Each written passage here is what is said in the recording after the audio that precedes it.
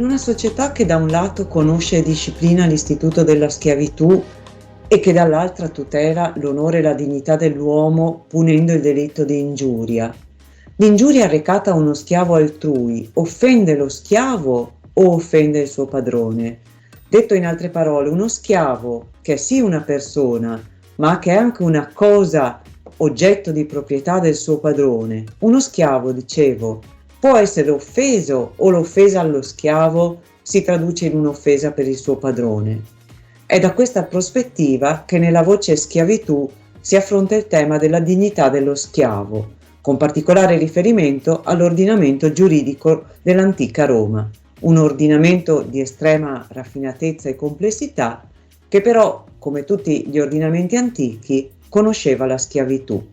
Ebbene, il diritto romano disciplinava le ingiurie fatte allo schiavo altrui, stabilendo che potesse essere perseguito penalmente chi avesse fustigato o sottoposto a tortura uno schiavo altrui.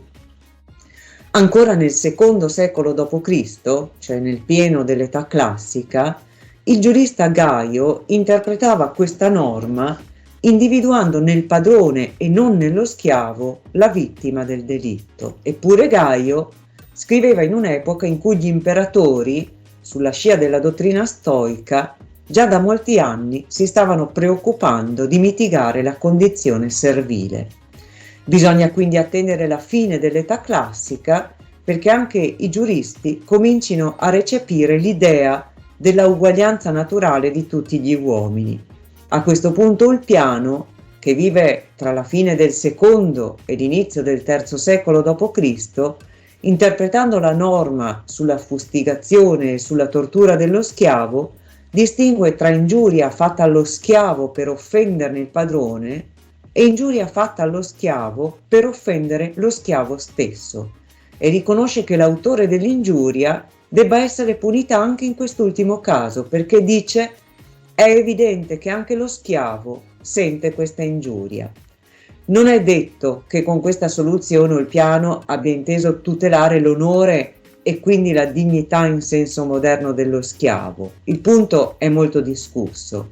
Resta però il fatto che almeno le parole con le quali Ulpiano giustifica la perseguibilità dell'ingiuria fatta allo schiavo stesso, cioè anche lo schiavo sente questa ingiuria, lasciano entrare un sia pur tenue spiraglio di luce nelle tenebre di una condizione giuridica ormai avvertita come contraria alla natura.